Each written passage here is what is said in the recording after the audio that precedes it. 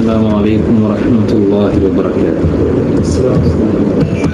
الحمد لله نحمده ونستعينه ونستغفره ونؤمن به ونتوكل عليه ونعوذ بالله من شرور أنفسنا ومن سيئات أعمالنا. من يهده الله فلا مضل له ومن يضلل فلا هادي له.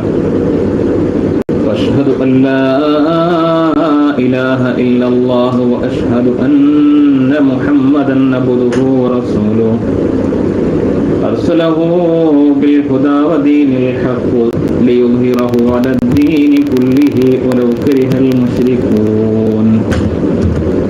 اللهم صل على محمد وعلى آل محمد كما صليت على إبراهيم وعلى آل إبراهيم وبارك على محمد وعلى آل محمد كما باركت على إبراهيم وعلى آل إبراهيم إنك حميد مجيد.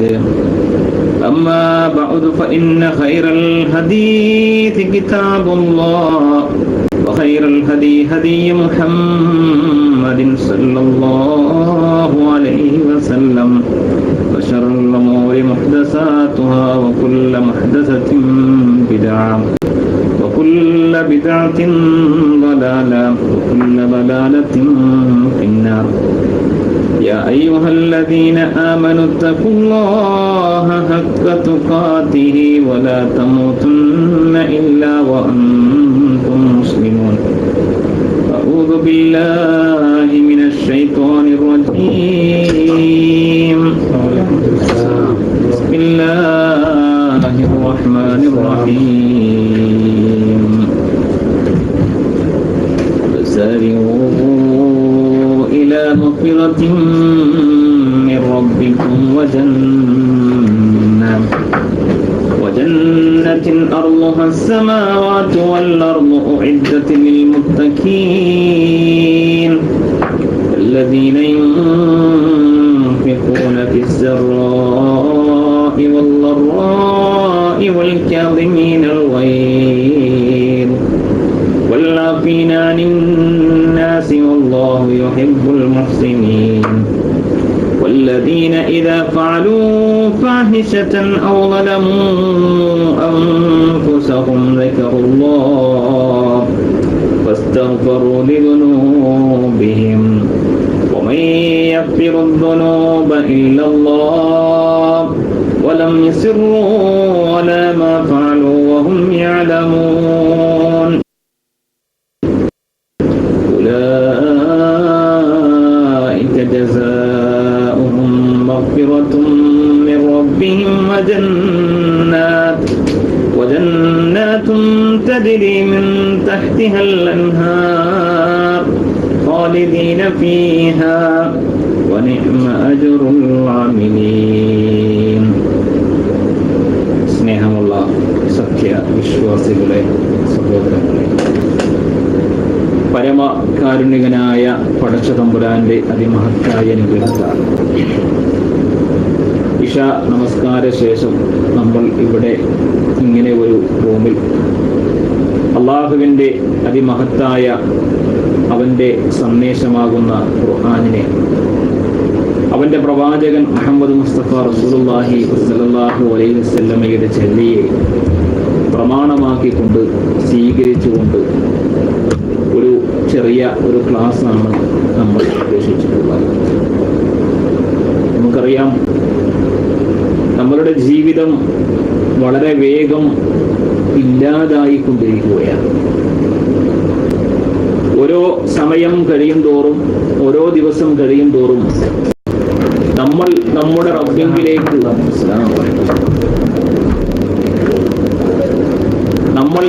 റബ്ബിലേക്ക് അവൻ നിശ്ചയിച്ചിട്ടുള്ള നമ്മുടെ ആയുസ്സിലേക്ക് വളരെ വേഗം ദ്രുതഗതിയിൽ നമ്മൾ അടുത്തുകൊണ്ടിരിക്കുന്നു. ചില സന്ദർഭങ്ങളിൽ, മാസങ്ങളിൽ ശക്തമായ ചൂടാണ് റബ്ബ് ഏർപ്പെടുത്തിയിട്ടുള്ളതെങ്കിൽ ചില കാലഘട്ടങ്ങളിൽ അത് ശക്തമായ തണുപ്പായി മാറുന്നു. ഇതുപോലെ തന്നെയാണ് മനുഷ്യന്റെ ജീവിതം എന്ന് പറയുന്നത്. ചില സമയങ്ങളിൽ സുഖം ആണ് അള്ളാഹു നമുക്ക് നൽകുന്നതെങ്കിൽ മറ്റു ചില സന്ദർഭങ്ങളിൽ പടച്ചതമ്പുരാൻ ആ സുഖത്തെ മാറ്റിവെച്ച് നമുക്ക് ദുഃഖവും ദുരിതവും പ്രയാസങ്ങളും റബ്ബ് നമുക്ക് നൽകിക്കൊണ്ടിരിക്കും. എന്ന് പറഞ്ഞാൽ ഒന്നും സ്ഥായിയായി സ്ഥിരമായി ഈ ലോകത്ത് നിലനിൽക്കുന്നില്ല. എല്ലാ സമയവും രാത്രിയാണെങ്കിൽ നമുക്ക് ജീവിതം അസഹനീയമാകും. എല്ലാ സമയവും പകലാണെങ്കിൽ നമുക്ക് മുന്നോട്ട് പോകാനാവില്ല. നമ്മുടെ ജീവിതത്തിൽ നമ്മൾ ആഗ്രഹിക്കുന്നത്, നമ്മൾ പ്രതീക്ഷിക്കുന്നതെല്ലാം റബ്ബ് നമുക്ക് തരികയാണെങ്കിൽ അല്ലേ, നമ്മൾ ഇപ്പോൾ അല്ലാഹുവിന്റെ ഭവനത്തിൽ പോയി നമസ്കരിച്ച നമസ്കാരം ചിലപ്പോൾ നമുക്ക് ചെയ്യാൻ സാധിക്കാതെ വരും. നമ്മളാകെ തിരക്കിലായി പോകും. അപ്പൊ ചില പ്രയാസങ്ങളും ചില ബുദ്ധിമുട്ടുകളും പരീക്ഷണങ്ങളും ഒക്കെ റബ്ബ് നമ്മളുടെ ജീവിതത്തിൽ ഏർപ്പെടുത്തിയിട്ടുണ്ട്. നമുക്കറിയാം, ഈ ക്ലാസ്സിന് നമ്മൾ പല സുഹൃത്തുക്കളെയും നമ്മൾ ക്ഷണിച്ചിട്ടുണ്ടായിരുന്നു. പക്ഷെ പല സഹോദരങ്ങളും ഒരു മാസത്തിൽ അല്ലെങ്കിൽ ഒരാഴ്ചയിലൊക്കെ സംഘടിപ്പിക്കുന്ന ചെറിയ ഒരു ക്ലാസ്സിന് പോലും അവർക്ക് വരാൻ സാധിക്കാത്ത വിധം ഇന്ന് മനുഷ്യന്മാര് വളരെ തിരക്കിലായിക്കൊണ്ടിരിക്കുകയാണ്. പക്ഷെ ഈ തിരക്കെല്ലാം അവസാനിക്കുന്ന ഒരു സമയമുണ്ട്. വിശുദ്ധ ഖുർആൻ പറയുന്നുണ്ട്, അൽഹാഖു മുത്തക്കാസു ഹത്താ സുർതുമുൽ മഖാബിർ. നിങ്ങളുടെ ഈ പെരുമ നടിക്കൽ, നിങ്ങളുടെ ഈ പരക്കം പാച്ചിൽ, നിങ്ങളുടെ ഈ തക്കാത്തുർ, അത് നിങ്ങളെ അശ്രദ്ധരാക്കിയിരിക്കുന്നു. റബ്ബിന്റെ ദിക്റിനെ സംബന്ധിച്ച്, അള്ളാഹുവിനെ കുറിച്ച്, പരലോക വിശ്വാസത്തെ കുറിച്ച് നിങ്ങൾക്ക് ഒരു ശ്രദ്ധയില്ലാത്ത ഒരവസ്ഥ ഈ ഭൗതികമായിട്ടുള്ള തിരക്കുകൾ നിങ്ങൾക്ക് ഉണ്ടാക്കിയിരിക്കുന്നു എന്ന് ഖുർആൻ പറയുകയാണ്. പക്ഷെ ആ തിരക്കും ആ ഓട്ടവും ആ ചാട്ടവും ആ രൂപത്തിലുള്ള ബിസിയുമൊക്കെ അവസാനിക്കുന്ന ഒരു ഘട്ടമുണ്ട്. ഹത്താ സുർതുമുൽ മഖാബിർ, നിങ്ങളുടെ ഖബറിടങ്ങൾ നിങ്ങൾ സന്ദർശിക്കുന്നത് വരെ എന്നാണ് വിശുദ്ധ ഖുർആൻ പഠിപ്പിക്കുന്നത്. നമ്മളൊന്ന് ആലോചിച്ചു നോക്ക്. നമ്മളെക്കാളും തിരക്കുള്ള ഒരുപാട് ആളുകൾ അവർ ഇന്ന് റബ്ബിന്റെ അടുക്കിലേക്ക് മടങ്ങിപ്പോയി. അവരിന്ന് ഖബറിലാണ്, അവരിന്ന് നമ്മളുടെ കൂടെ ഇല്ല അല്ലേ? ഒരുപാട് ഭൗതികമായ രംഗത്ത് നല്ല നിലയിൽ പ്രവർത്തിച്ചിരുന്ന പല സുഹൃത്തുക്കളും നമ്മളെ വിട്ടുപോയി. അതിൽ പണ്ഡിതന്മാരുണ്ട്, അതിൽ ബിസിനസ്സുകാരുണ്ട്, അതിലെ അധ്യാപകരുണ്ട്, അതിൽ എഞ്ചിനീയർമാരുണ്ട്, അതിൽ ഡോക്ടർമാരുണ്ട്, അതിൽ കച്ചവടക്കാരുണ്ട്, അതിൽ വിദ്യാർത്ഥികളുണ്ട്, അതിൽ കുട്ടികളുമുണ്ട്. ഇല്ല, ചെറിയ പിഞ്ചു പൈതങ്ങളടക്കം റബ്ബ് നിശ്ചയിച്ച ആ അവധി അവർക്ക് മറികടക്കാൻ ലോകത്ത് ഒരാൾക്കും സാധ്യമല്ല. അത് അല്ലാഹു നിശ്ചയിച്ചിട്ടുള്ളത്. ആ സമയമാകുമ്പോ അത് നമ്മുടെ അരികിലേക്ക്, ആ മരണം നമ്മളിലേക്ക് തേടി വരും. അപ്പൊ ആ ഒരു ബോധം നമുക്ക് നഷ്ടപ്പെട്ടതാണ് ഇന്ന് നമ്മളുടെ സമൂഹത്തിൽ ഇന്ന് കണ്ടുകൊണ്ടിരിക്കുന്ന ധാർമ്മികമായ ജീർണതകൾക്കും അതേപോലെ തന്നെ ഖുറാഫാത്തുകൾക്കും അന്ധവിശ്വാസങ്ങൾക്കും അനാചാരങ്ങൾക്കും അതേപോലെ തന്നെ പാപങ്ങളുടെ വർധനവിനും തെറ്റുകുറ്റങ്ങളുടെ വ്യാപകമായിട്ടുള്ള അതിപ്രസരത്തിനുമൊക്കെയുള്ള കാരണം താൻ റബ്ബിങ്കിലേക്ക് പോകേണ്ടവനാണ് എന്ന ബോധം നമുക്ക് നഷ്ടപ്പെടുമ്പോഴാണ് ഇങ്ങനെയുള്ളതെല്ലാം നമ്മളുടെ ജീവിതത്തിൽ നമുക്ക് സംഭവിച്ചുകൊണ്ടിരിക്കുന്നത്. നമുക്കറിയാം, വാട്സപ്പിൽ ആയാലും ഫേസ്ബുക്കിലായാലും ഒക്കെ ഇന്ന് നമ്മൾ നിരവധി തവണ ഓരോ ദിവസവും നമ്മൾ കേട്ടുകൊണ്ടിരിക്കുന്ന വാർത്തകൾ നമ്മളെ വല്ലാതെ, ഒരു മുസ്ലിമിനെ വല്ലാതെ പ്രയാസപ്പെടുത്തുന്നുണ്ട് അല്ലേ? പല രാജ്യങ്ങളിലും ഇന്ന് മുസ്ലിങ്ങൾ പീഡിപ്പിക്കപ്പെടുന്നു. റോഹിംഗ്യ എന്ന് പറയുന്ന രാജ്യത്തെ ആളുകൾ, അവിടെയുള്ള ബുദ്ധ സന്യാസിമാർ, ഭീകരവാദികൾ, അവരിന്ന് നമ്മളുടെ വളരെ ന്യൂനപക്ഷമായിട്ടുള്ള, ഭൂരിപക്ഷം എന്ന് പറയുന്ന ആ വിഭാഗം ന്യൂനപക്ഷമായിട്ടുള്ള മുസ്ലിം സമുദായത്തെ തെരഞ്ഞുപിടിച്ച് കൂട്ടക്കശാപ്പ് ചെയ്തുകൊണ്ടിരിക്കുകയാണ്. ഇത് ബർമയിൽ മാത്രമല്ല, ലോകത്തിന്റെ വിവിധ ഭാഗങ്ങളിൽ ഇന്ന് മുസ്ലിമീങ്ങൾക്കെതിരെ ശക്തമായിട്ടുള്ള, അതിന്റെ ഉള്ളിൽ നിന്നും അതിന്റെ പുറത്തു നിന്നുമുള്ള വളരെ വലിയ ഭീഷണികളാണ് ഇന്ന് മുസ്ലിം ലോകം കണ്ടുകൊണ്ടിരിക്കുന്നത്. നമ്മുടെ സൗദി അറേബ്യയിൽ ഈ അടുത്തായിട്ട് നമുക്കറിയാം, അവിടെ സംഭവിച്ചുകൊണ്ടിരിക്കുന്ന വളരെ കേൾക്കാൻ ആഗ്രഹമില്ലാത്ത പല സംഭവങ്ങളും നമുക്കിടയിൽ നിന്ന് സംഭവിച്ചുകൊണ്ടിരിക്കുകയാണ്. അപ്പോ എല്ലാ രംഗത്തും ഇത് ഒരു ലോക അടിസ്ഥാനത്തിൽ മാത്രമല്ല, നമ്മളുടെ ചുറ്റുപാടിൽ പോലും നമുക്കിന്ന് കേൾക്കാൻ ഇഷ്ടമില്ലാത്തത് സംഭവിക്കുന്നു ഇല്ലേ? നമ്മുടെ പെൺകുട്ടികൾ വിവാഹമുറപ്പിച്ച് 2 നാൾ ബാക്കിയുണ്ട്, ഏതോ ഒരുത്തന്റെ കൂടെ ഇറങ്ങി പോവുകയാണ്. എത്രയോ പെൺമക്കൾ, നമ്മളത് കാണുന്നു, നമ്മളത് വായിക്കുന്നു. അപ്പൊ ഇങ്ങനെയൊക്കെയുള്ള പല സംഭവങ്ങളും നമുക്കിടയിൽ സംഭവിക്കുമ്പോൾ എന്താണ് ഇതിനുള്ള പരിഹാരം? എന്താണ് നമ്മൾ ചെയ്യേണ്ടത്? നമ്മൾ എന്താണ് ഇവിടെ പ്രവർത്തിക്കേണ്ടത്? നമ്മൾ ആരായിരിക്കണം, നമ്മൾ എന്തായിരിക്കണം എന്നുള്ള ഒരു ചെറിയ അള്ളാഹുവിന്റെ ഖുർആനിന്റെയും റസൂലുള്ളാഹി സ്വല്ലല്ലാഹു അലൈഹി വസല്ലമയുടെ ഹദീസിന്റെയും അടിസ്ഥാനത്തിലാണ് ചില സംഗതികൾ നിങ്ങളുടെ ശ്രദ്ധയിൽപ്പെടുത്തുവാൻ ഉദ്ദേശിക്കുന്നത്. നമുക്കറിയാം, റമദാൻ നമ്മുടെ മുമ്പിലേക്ക് വരാൻ പോകുന്നു. നമ്മുടെ വളരെ പെട്ടെന്ന് നമ്മളുടെ മുറ്റത്ത്, നമ്മളുടെ കയ്യെത്താവുന്ന ദൂരത്ത് വിശുദ്ധ റമദാൻ എത്തി നിൽക്കുകയാണ് അല്ലേ? നമ്മളൊന്ന് ആലോചിച്ച് നോക്ക്. നമുക്ക് ഒരു റമദാൻ നമ്മൾ നിന്ന് കഴിഞ്ഞ വർഷം. പക്ഷേ വളരെ പെട്ടെന്ന് നമ്മൾ ഓരോ റമദാനും കടന്നു വരുമ്പോൾ നമ്മൾ മനസ്സിലാക്കേണ്ടത് എന്താണ്? നമുക്ക് ഒരു വയസ്സ് കൂടുകയാണ്, ഒരു വയസ്സ് കുറയുകയല്ല അല്ലേ? പലപ്പോഴും പറയാറുണ്ട്, എത്ര വേഗമാണ് റമദാൻ നമ്മളിലേക്ക് കടന്നു വരുന്നത്. ഇന്നലെ പോയതുപോലെ, ഇന്നലെ യാത്രയാക്കിയതുപോലെ നമുക്ക് തോന്നുന്നു അല്ലേ? ഇന്നലെ നോമ്പെടുത്തതുപോലെ നമുക്ക് അനുഭവപ്പെടുന്നു റമദാനിൽ. അപ്പൊ അത്ര വേഗം, വളരെ പെട്ടെന്ന് ഓരോ ദിവസവും ഇങ്ങനെ നമ്മളിൽ നിന്ന് പറന്നുപോയി വളരെ വേഗം നമ്മളിലേക്ക് വന്ന് നമ്മളിലേക്ക് തിരിച്ചു പോകുന്ന ഒരു പ്രധാനപ്പെട്ട ഒരു ഇബാദത്തായി നമ്മുടെ റമദാൻ ഇന്ന് മാറിക്കൊണ്ടിരിക്കുകയാണ്. അപ്പൊ ഈ റമദാൻ നമുക്ക് പഠിപ്പിച്ചു തരേണ്ട, നമ്മൾ മനസ്സിലാക്കേണ്ട, നമ്മൾ പഠിക്കേണ്ട ചില കാര്യങ്ങളുണ്ട്. പ്രിയപ്പെട്ട സുഹൃത്തുക്കളെ, എന്താണ് ഈ റമദാനിനെ സ്വീകരിക്കുവാൻ നമ്മളുടെ കൈകളിൽ ഉള്ളത്? എന്താണ് നമ്മൾ ഒരുക്കി വെച്ചിട്ടുള്ളത്? എന്താണ് നമ്മളുടെ കൈകളിൽ ഉള്ളത്? വ്യത്യസ്തമായ പാനീയങ്ങളാണോ? വ്യത്യസ്തമായ ഭക്ഷണങ്ങളാണോ? അല്ലെങ്കിൽ എങ്ങനെയായിരിക്കണം ഇനി നമ്മളുടെ ഭക്ഷണക്രമം എന്ന ചിന്തയാണോ? നമ്മളുടെ ഉറക്കത്തിന്റെ ടൈം അത് ഏത് രൂപത്തിലായിരിക്കണം എന്നുള്ള ചിന്തയാണോ? എങ്ങനെയായിരിക്കണം ജോലി സമയത്തെ നമ്മൾ ക്രമീകരിക്കേണ്ടത് എന്ന ചിന്തയാണോ? ഇങ്ങനെയുള്ള പല ചിന്തകളിലുമാണ് ഇന്ന് പല സഹോദരങ്ങളും മുസ്ലിം സമൂഹവും ഇന്ന് ഈ റമദാനിൽ എന്ന് കേൾക്കുമ്പോൾ അവരുടെ മനസ്സിലേക്ക് ഓടി വരുന്ന പ്രധാനപ്പെട്ട ചില ആശയങ്ങൾ.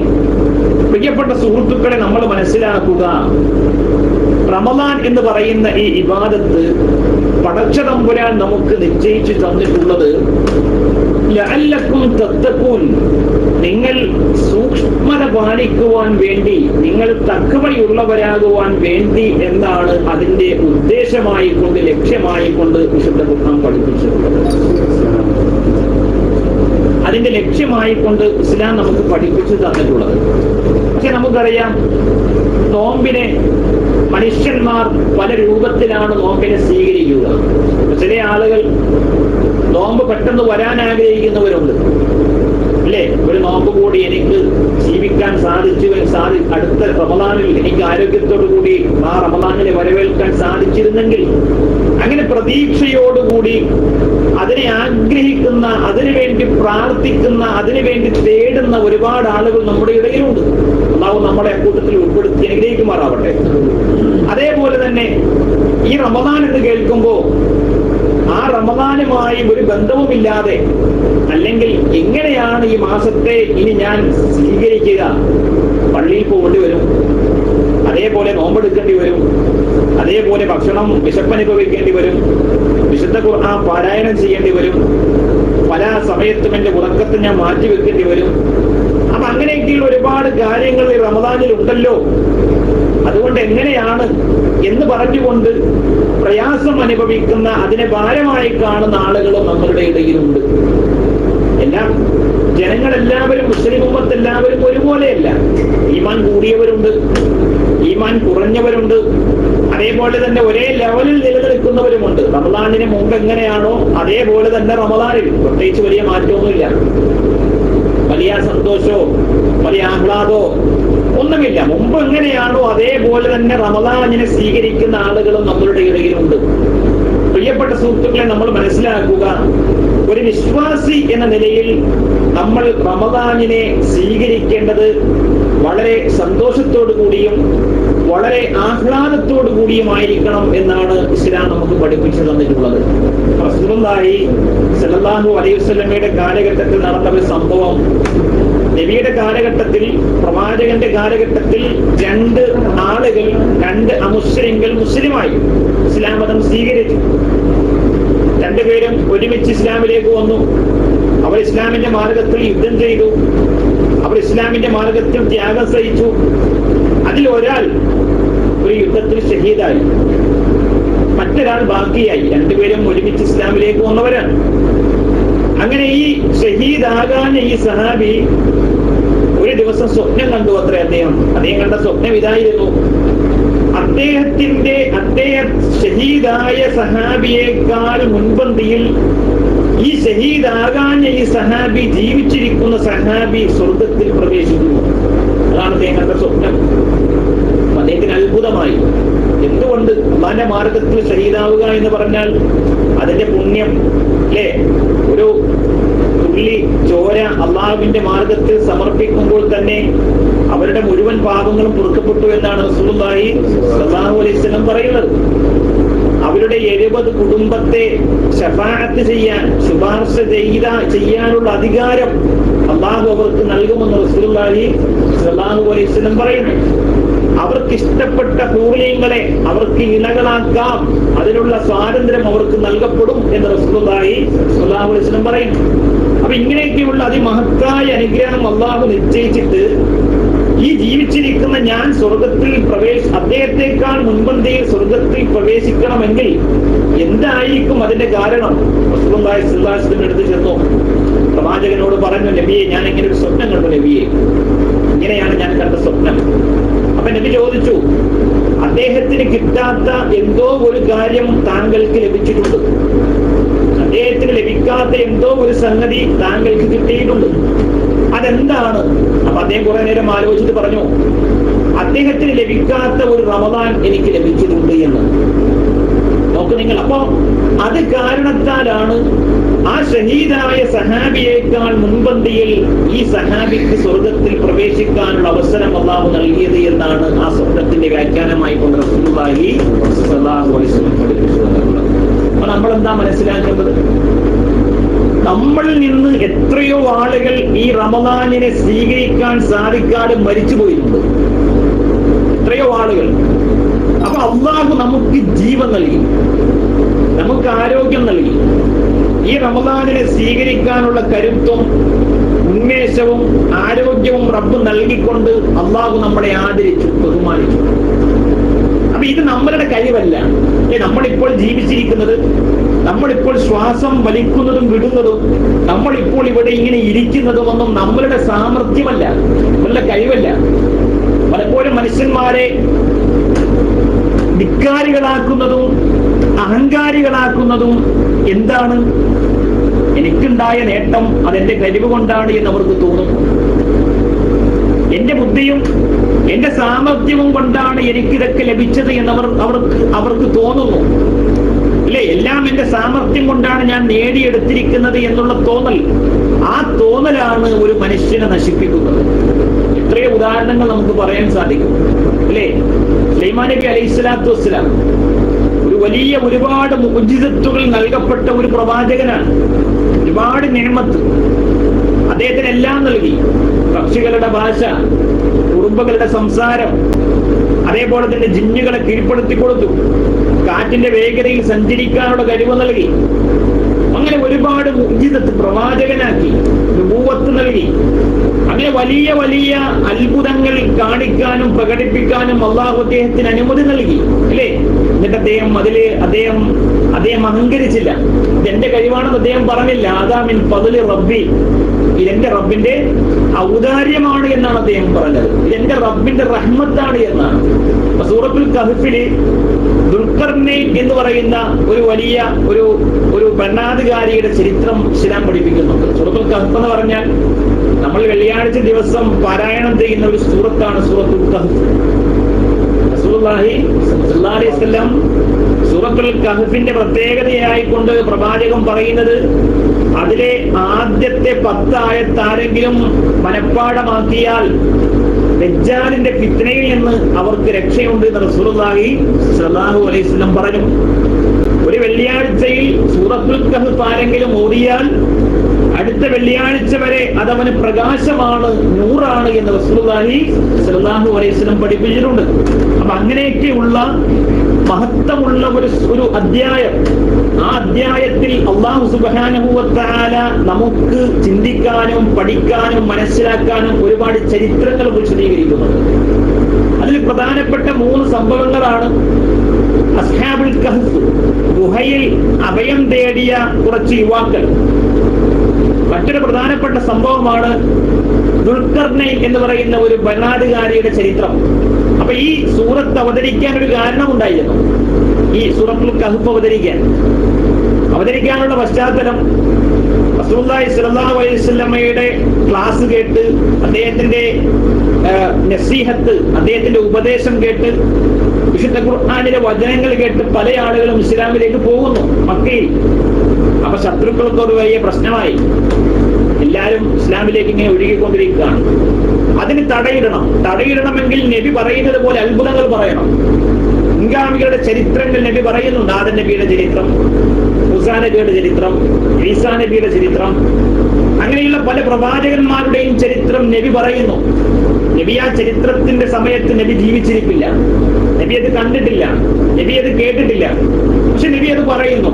അപ്പൊ ജനങ്ങൾ അത് കേൾക്കുന്നു, ജനങ്ങൾക്ക് അത് ഇഷ്ടപ്പെടുന്നു, ജനങ്ങൾ ഇസ്ലാമിലേക്ക് വരുന്നു. അപ്പൊ ഇതിന് തടയിടാൻ വേണ്ടിയിട്ട് മക്കയിലെ മുശ്രിക്കുകൾ 2-3 സഹാബികൾ മദീനയിലേക്ക് പോയി. മക്കയിലെ മുശ്രിക്കുകൾ കിതാബിന്റെ ആളുകളല്ലല്ലോ, അഹ്ലി കിതാബല്ലല്ലോ. അവരവരുടെ പിതാക്കന്മാർ പറഞ്ഞു എന്ന് പറഞ്ഞുകൊണ്ട്, ഞങ്ങളുടെ പിതാക്കന്മാർ ചെയ്തു എന്ന് പറഞ്ഞുകൊണ്ട്, ഞങ്ങൾ ഇബ്രാഹിം നബിയുടെ മില്ലത്താണ് എന്ന് പറഞ്ഞുകൊണ്ട് ജീവിക്കുന്ന ആളുകളാണ് മക്കയിലെ മുശ്രിക്കുകൾ. അവർക്ക് കിതാബോ അല്ലെങ്കിൽ ഏടുകളോ ഒന്നും അല്ലാഹു അവർക്ക് നൽകിയിട്ടില്ല. അങ്ങനെ കിതാബ് നൽകപ്പെട്ടിട്ടുള്ള മദീനയിലെ ജൂതന്മാരുടെ അടുത്തേക്കാണ് ഈ ആളുകൾ പോകുന്നത്. ചെന്നു ജൂതന്മാരോട് പറഞ്ഞു, ഞങ്ങളുടെ മക്കയിൽ ഒരാൾ വന്നിട്ടുണ്ട്, അദ്ദേഹം പ്രവാചകനാണെന്നാണ് പറയുന്നത്, അദ്ദേഹം ഇങ്ങനെ കുറെ ചരിത്രങ്ങൾ പറയുന്നുണ്ട്, അതുകൊണ്ട് ആ ചരിത്രത്തെ വെല്ലുന്ന ചില സംഭവങ്ങൾ നിങ്ങൾ ഞങ്ങൾക്ക് പറഞ്ഞു തരണം, അദ്ദേഹത്തെ തടഞ്ഞു നിർത്താൻ. അവര് പറഞ്ഞു, നിങ്ങൾ പ്രവാചകനാണ് എന്ന് പറയുന്ന ആളോട് 3 ചോദ്യങ്ങൾ നിങ്ങൾ ചോദിക്കുക. 3 ചോദ്യങ്ങൾ. ആ ചോദ്യങ്ങൾക്ക് അദ്ദേഹം വ്യക്തമായി മറുപടി പറയുമെങ്കിൽ അദ്ദേഹം ആരായിരിക്കും? അദ്ദേഹം പ്രവാചകനായിരിക്കും. വ്യക്തമായ മറുപടി അദ്ദേഹത്തിന് പറയാൻ കഴിയില്ലെങ്കിൽ അദ്ദേഹത്തിന് പ്രവാചകനാണ് എന്ന് പറയുന്നത് കളവാണ്, അദ്ദേഹം കദ്ദാബാണ്, അദ്ദേഹം കള്ളനായിരിക്കും. അങ്ങനെ 3 ചോദ്യങ്ങൾ അവർ പറഞ്ഞു കൊടുത്തു. ഒന്നാമത്തെ ചോദ്യം ഇതാണ്: ഒരുപാട് വർഷങ്ങൾക്ക് മുമ്പ് കുറെ യുവാക്കൾ അവരുടെ വീട് വിട്ടിറങ്ങിപ്പോയി, അവർ ഒരു ഗുഹയിൽ അഭയം തേടി, അവർക്ക് എന്ത് സംഭവിച്ചു എന്ന് ചോദിക്കുക. ഒരുപാട് വർഷങ്ങൾക്ക് മുമ്പ് കുറെ യുവാക്കൾ വീട് വിട്ടിറങ്ങി, എന്നിട്ട് അവർ ഗുഹയിൽ അഭയം തേടി, അവർക്ക് എന്ത് സംഭവിച്ചു? രണ്ടാമത് ചോദിക്കേണ്ടത്, ഒരു മുൻപ് ഈ ലോകം ചുറ്റി സഞ്ചരിച്ച കിഴക്കുന്നോ പടിഞ്ഞാറോട്ടും, പടിഞ്ഞാറ് നിന്ന് കിഴക്കോട്ടും ലോകം ചുറ്റി സഞ്ചരിച്ച ഒരു ഭരണാധികാരി ഉണ്ടായിരുന്നു, അദ്ദേഹത്തിന്റെ അവസ്ഥ എന്താണ്? അദ്ദേഹം എന്താണ് ജനങ്ങളോട് പറഞ്ഞത്? എന്താണ് അദ്ദേഹത്തിന് സംഭവിച്ചത്? ചോദിക്കുക. മൂന്നാമത് ഉള്ള ചോദ്യം, എന്താണ് റൂഹ് എന്ന് ചോദിക്കുക, എന്താണ് ആത്മാവ് എന്ന് ചോദിക്കുക. അപ്പൊ ഈ 3 ചോദ്യങ്ങൾക്കും കൃത്യമായ മറുപടി അദ്ദേഹത്തിന് പറയാൻ സാധിക്കുമെങ്കിൽ അദ്ദേഹം ആരായിരിക്കും? അദ്ദേഹം നബിയായിരിക്കും. അങ്ങനെ അവർ തിരിച്ചു വന്നു, നബിയുടെ അരികിൽ വന്നു, നബിയോട് ചോദിച്ചു, ഞങ്ങൾക്ക് 3 ചോദ്യമുണ്ട്, ആ ചോദ്യത്തിലുള്ള ആൻസർ താങ്കൾ പറയുകയാണെങ്കിൽ ഞങ്ങൾ താങ്കൾ എന്ത് ചെയ്യാം? വിശ്വസിക്കാം. ചോദ്യം ഇതാണ്. 3 ചോദ്യങ്ങൾ ആവർത്തിച്ചു. നബി പറഞ്ഞു, നാളെ വരാൻ പറഞ്ഞു, നാളെ ഞാൻ ഇതിന്റെ മറുപടി തരാമെന്ന് പറഞ്ഞു. പക്ഷെ ഇത് നബി പറഞ്ഞപ്പോ നബി എന്ത് പറഞ്ഞില്ല? നബി ഇൻഷാ അല്ലാഹ് എന്ന് നബി പറഞ്ഞില്ല. അങ്ങനെ പറയണമല്ലോ അല്ലേ? ഭാവിയിൽ ഒരു കാര്യം തീരുമാനിച്ചാൽ, അത് ഉദ്ദേശിച്ചാൽ എന്ത് പറയണം? ഇൻഷാ അല്ലാഹ് എന്ന് പറയണം. പക്ഷെ പ്രവാചകൻ അത് പറഞ്ഞില്ല. അല്ലാഹു സുബ്ഹാനഹു വ തആല റസൂലുള്ളാഹി സ്വല്ലല്ലാഹു അലൈഹി വസല്ലമക്ക് വഹി ഇറക്കി കൊടുത്തില്ല. നാളെ അവര് വന്നു, അവര് മറുപടിയെ കാത്തിരിക്കുക. നബിക്ക് എങ്ങനെ പറയാൻ സാധിക്കും? വഹി വരണം, അല്ലാഹു അറിയിച്ചു കൊടുക്കണം. അറിയിച്ചു കൊടുത്തില്ല അല്ലാഹു, നബിക്ക് പറയാൻ സാധിക്കുന്നില്ല. അവര് പറഞ്ഞു, കണ്ടോ, ഇദ്ദേഹം കള്ളപ്രവാചകനാണ്, ഇദ്ദേഹം സത്യസന്ധനായ പ്രവാചകൻ അല്ല. ഒരു ദിവസം കഴിഞ്ഞു, 2 ദിവസം കഴിഞ്ഞു, 3 ദിവസം കഴിഞ്ഞു, 4 ദിവസം കഴിഞ്ഞു, 15 ദിവസം കഴിഞ്ഞു, എന്നിട്ടും അല്ലാഹു വഹി ഇറക്കിയില്ല. നബി ഈ ക്വസ്റ്റ്യൻ ആൻസർ പറയാൻ നബിക്ക് സാധിച്ചില്ല.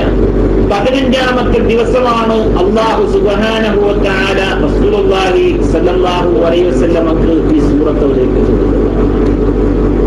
അതിലൊരായത്തുണ്ട്, വലാ തഖൂലന്ന ലിശൈഇൻ ഇന്നി ഫായിലുൻ ദാലിക ഗദാ ഇല്ലാ അയ്യശാ അല്ലാഹ്. നബിയേ, വലാ തഖൂലന്ന ലിശൈഇൻ, നീ ഒരിക്കലും പറഞ്ഞു പോകരുത് ഒരു കാര്യത്തെ സംബന്ധിച്ച്, ഇന്നി ഫായിലുൻ ദാലിക ഗദാ, തീർച്ചയായും നാളെ ഞാനത് ചെയ്തിരിക്കും എന്ന്. ഇല്ലാ അയ്യശാ അല്ലാഹ്, അല്ലാഹു ഉദ്ദേശിച്ചാലല്ലാതെ. നോക്ക് നിങ്ങൾ, അപ്പൊ അല്ലാഹു ഉദ്ദേശിച്ചാലല്ലാതെ നാളെ ഞാനൊരു കാര്യം ചെയ്യും എന്ന് താങ്കൾ പറയരുത്. താങ്കൾ പറയുമ്പോ ഇൻഷാ അല്ലാഹ് എന്ന് കൂട്ടിക്കൊണ്ട് വേണം ഒരു കാര്യം പറയാൻ എന്ന് പറയുന്ന ഒരു തത്വം അവിടെ റസൂലുള്ളാഹി സ്വല്ലല്ലാഹു അലൈഹി വസല്ലം അല്ലാഹു പഠിപ്പിച്ചു കൊടുത്തു. നമ്മളൊന്ന് ആലോചിച്ച് നോക്കി, നമ്മളിലൊക്കെ എത്ര മിസ്റ്റേക്ക് ഉണ്ട്, എത്ര അബദ്ധങ്ങളുണ്ട്, എത്ര തെറ്റുകളുണ്ട്. പക്ഷെ അല്ലാഹു അതൊന്നും വഹിയായിട്ട് നമുക്ക് അറിയിച്ചു തരില്ല, ഒരിക്കലുമില്ല. നമുക്ക് വഹി പ്രതീക്ഷിക്കുകയും വേണ്ട, ഇനി വഹി വരില്ല, ഒരാൾക്കും വരില്ല. നമ്മളിപ്പോ എന്താ ചെയ്യുക? റമദാനിൽ നോമ്പെടുക്കുമ്പോൾ എത്ര അബദ്ധങ്ങൾ നമുക്ക് സംഭവിക്കും, എത്ര കാര്യങ്ങളിൽ. നമ്മൾ നമസ്കരിക്കുന്ന ഫർള് നമസ്കാരങ്ങളിൽ നമുക്ക് സംഭവിക്കുന്ന അബദ്ധങ്ങൾ എത്രയാണ്.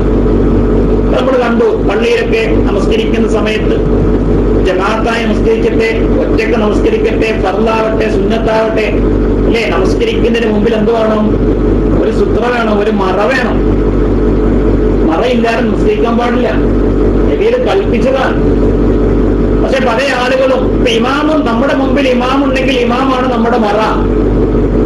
നമ്മൾ ഒരു ജമാഅത്തൊക്കെ കഴിഞ്ഞ് നമ്മൾ നമസ്കരിക്കുകയാണെങ്കിൽ അവിടെ നമ്മൾ ഒരു മറയായിട്ട് ഒരു കസേരയോ അല്ലെങ്കിൽ എന്തെങ്കിലും ഒരു അടയാളം നമ്മുടെ മുമ്പിൽ വെച്ചുകൊണ്ട് വേണം നമസ്കരിക്കാൻ.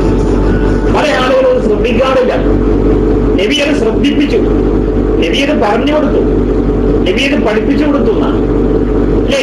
ഒരു സഹാബി പ്രവാചക തിരുമേനി സല്ലല്ലാഹു അലൈഹി വസല്ലമയുടെ മുമ്പിൽ വന്ന് നമസ്കരിച്ചു, തിരിച്ചു വന്ന് നബിയോട് സലാം ചൊല്ലി.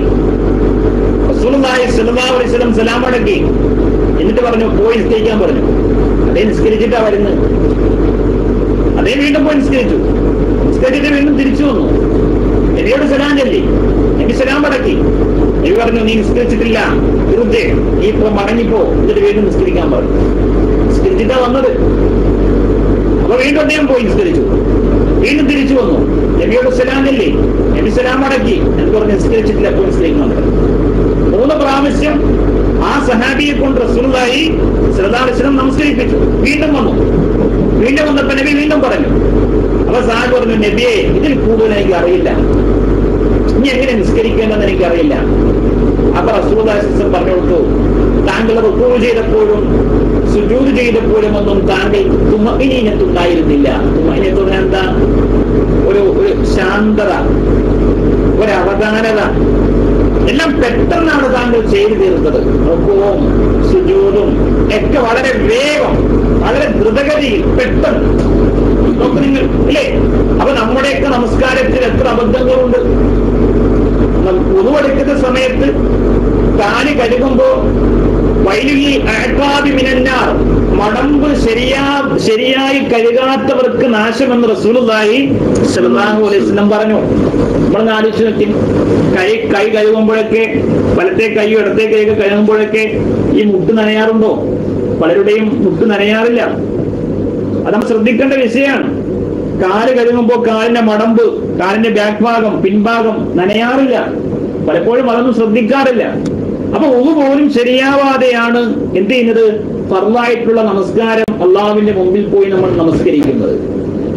അപ്പൊ ഇത് നമുക്ക് തിരുത്താൻ എന്താ ചെയ്യാ? പഠിക്കണം, അതറിയണം, അത് മനസ്സിലാക്കണം, അറിവുള്ളവരോട് ചോദിക്കണം, ക്ലാസ്സുകളിൽ പങ്കെടുക്കണം, ഇസ്ലാമികമായിട്ടുള്ള പ്രസിദ്ധീകരണങ്ങൾ നമ്മൾ വായിക്കണം. നമ്മളൊന്ന് ആലോചിച്ച് നോക്കി,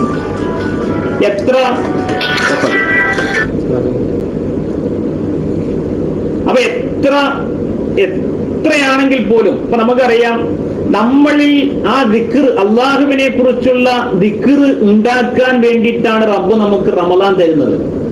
റമദാൻ അല്ലേ? പള്ളിയുമായിട്ടുള്ളൊരു ബന്ധം, ക്ലാസ്സുകളുമായിട്ടുള്ളൊരു ബന്ധം, ഖുർആനുമായിട്ടുള്ളൊരു ബന്ധം, അല്ലെങ്കിൽ നല്ല സജ്ജനങ്ങളുമായിട്ടുള്ള ഒരു ബന്ധം, വിശപ്പ് അത് സഹിച്ചുകൊണ്ട് നോമ്പെടുക്കുക അല്ലേ?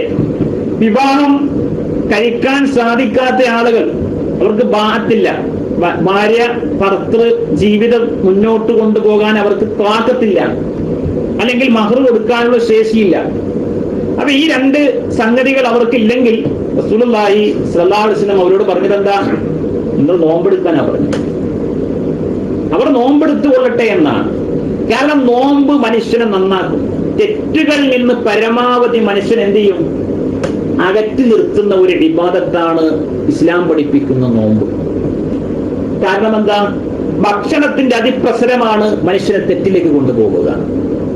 അമിതമായിട്ടുള്ള ഭക്ഷണക്രമങ്ങൾ, വാരി വലിച്ചുള്ള തീറ്റ, എപ്പോഴും വയർ നിറച്ചുകൊണ്ടുള്ള ഒരു ജീവിതം, അത് മനുഷ്യനെ ദുർവികാരങ്ങളിലേക്കും ദുർവിചാരങ്ങളിലേക്കും തെറ്റുകളിലേക്കും മനുഷ്യനെ കൊണ്ടുപോകുന്നു എന്ന് ആധുനിക വൈദ്യശാസ്ത്രം പഠിപ്പിച്ചിട്ടുണ്ട്. അത് റസൂലുള്ളാഹി സ്വല്ലല്ലാഹു അലൈഹി വസല്ലം ഇസ്ലാം അത് കൃത്യമായി അത് പറഞ്ഞു. അതുകൊണ്ടാണ് ഇസ്ലാം പറഞ്ഞത്, അവിവാഹിതരായ ആളുകൾക്ക് അവർക്ക് വിവാഹം കഴിക്കാനുള്ള കപ്പാസിറ്റി ഇല്ലെങ്കിൽ നോമ്പ് പിടിക്കാനാണ് നബി പറഞ്ഞത്. അവർ നോമ്പെടുത്ത് ജീവിക്കട്ടെ എന്ന് അല്ലേ? റസൂലുള്ളാഹി സ്വല്ലല്ലാഹു അലൈഹി വസല്ലം, ഇപ്പൊ നമുക്കറിയാം ശഅബാൻ മാസം എന്ന് പറയുന്ന മാസത്തിലാണ് നമ്മൾ ഉള്ളത്.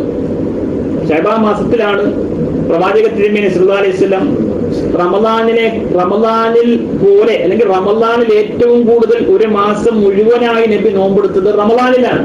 പക്ഷെ റമദാൻ കഴിഞ്ഞാൽ അള്ളാഹുവിന്റെ റസൂൽ സല്ലല്ലാഹു അലൈഹി വസല്ലം നോമ്പെടുത്തത് ശഅബാനിലായിരുന്നു എന്നാണ് ഹദീസിലുള്ളത്. ശഅബാനിലായിരുന്നു. അതെന്തുകൊണ്ടാണ്? നമുക്കറിയാം എല്ലാ അറബി മാസം 13, 14, 15, അറബി മാസം 13, 14, 15 അയ്യാമുൽ ബീദ് എന്നാണ് ആ നോമ്പിൽ പറയുക. അതൊരു സുന്നത്താണ്. എടുക്കാൻ കഴിവുള്ളവർക്ക് എടുക്കാം. എല്ലാ തിങ്കളാഴ്ചയും വ്യാഴാഴ്ചയും നോമ്പുണ്ട്. എല്ലാ മാസത്തിലെയും തിങ്കളും വ്യാഴവും അത് ആ ദിവസത്തെ സംബന്ധിച്ച് റസൂലുള്ളാഹി സ്വല്ലല്ലാഹു അലൈഹി വസല്ലം പറഞ്ഞത് ആ ദിവസത്തിലെ കർമ്മങ്ങൾ അല്ലാഹുവിലേക്ക് ഉയർത്തപ്പെടുന്നു എന്നാണ് റസൂലുള്ളാഹി സ്വല്ലല്ലാഹു അലൈഹി വസല്ലം പറഞ്ഞത്. ആ ദിവസത്തിലെ കർമ്മങ്ങൾ, പ്രവർത്തനങ്ങൾ.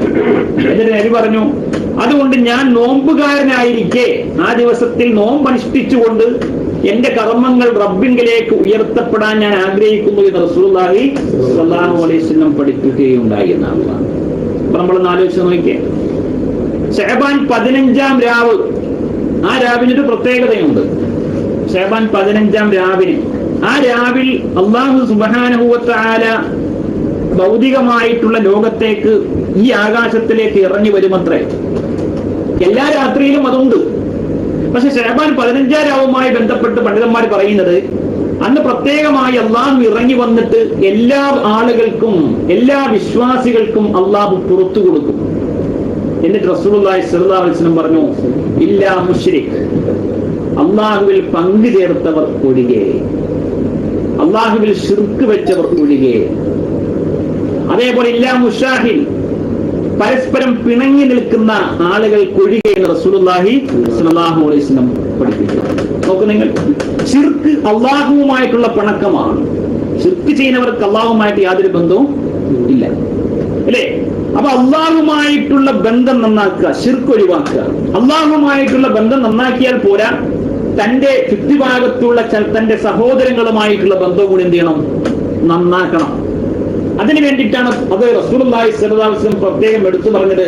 പരസ്പരം പിണങ്ങി നിന്നുകൊണ്ട്, അകന്നു നിന്നുകൊണ്ട് അവർ വിൽക്കുന്ന ആളുകൾക്ക് അള്ളാഹു അവരുടെ പാപങ്ങൾ എന്ത് ചെയ്യൂല, പുറത്തു കൊടുക്കൂല എന്ന് റസൂലുള്ളാഹി സ്വല്ലല്ലാഹു അലൈഹി വസല്ലം പഠിപ്പിച്ചു.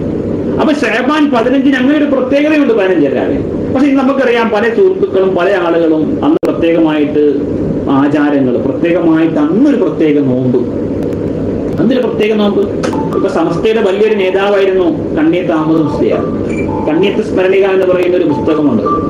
അതിലെ കണ്ണിയത്ത് അഹമ്മദ് മുസ്ലിയാരോട് ഒരു ചോദ്യം ചോദിച്ചു, ഉസ്താദെ, ഈ ശഅബാൻ 15 ഇങ്ങനെ ബറാത്ത് നോമ്പ് എന്ന് പറഞ്ഞൊരു നോമ്പ് പല ആളുകളും എടുക്കുന്നുണ്ട്, അതിന്റെ സത്യാവസ്ഥ എന്താണ് എന്നുള്ളത്. അപ്പൊ കണ്ണിയത്ത് അഹമ്മദ് മുസ്ലിയാർ സമസ്തയിൽ വലിയൊരു പണ്ഡിതനായിരുന്നു അദ്ദേഹം മരിച്ചുപോയി. അപ്പൊ അദ്ദേഹം കൊടുക്കുന്ന മറുപടി, ബറാത്ത് നോമ്പ് എന്ന നിലക്കൊരു നോമ്പ് അന്ന് സുന്നത്തില്ല. ബറാത്ത് നോമ്പ് എന്ന് പറഞ്ഞുകൊണ്ടൊരു നോമ്പ് അന്നില്ല.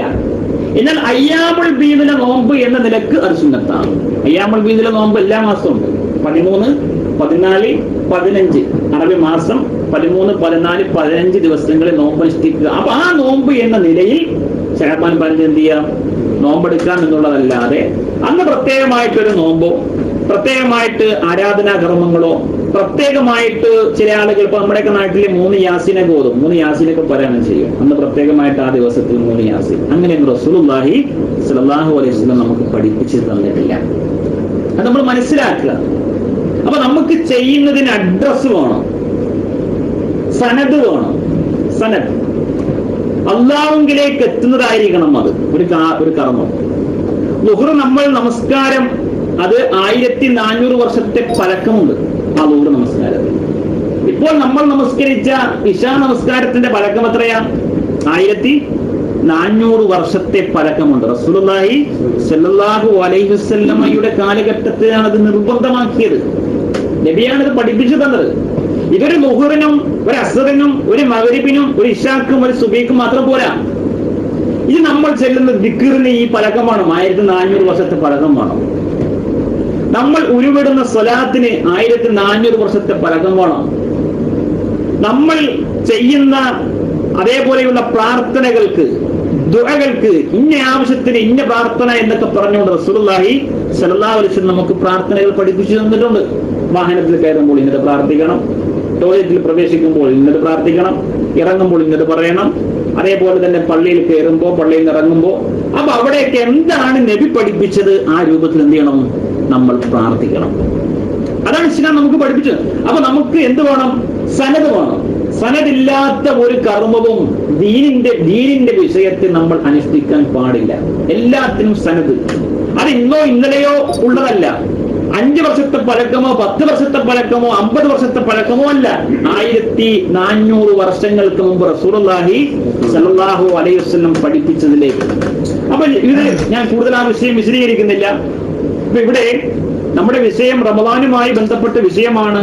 നമ്മൾ ശ്രദ്ധിക്കേണ്ട, നമ്മൾ മനസ്സിലാക്കേണ്ട, നമ്മൾ ഏത് രൂപത്തിലാണ് ഈ റമദാനിനെ നമ്മൾ സ്വീകരിക്കേണ്ടത്. ഒന്ന്, അദ്ദുആഉ ബിഅൻ യബ്ലഗകല്ലാഹു ശഹ്റ റമദാൻ. റമദാൻ മാസം തന്നിലേക്ക് എത്താൻ വേണ്ടിയിട്ടുള്ള ഒരു പ്രാർത്ഥന, അല്ലാഹുവോട് ദുആ ചെയ്യുക, അല്ലാഹുവോട് നമ്മൾ പ്രാർത്ഥിക്കുക.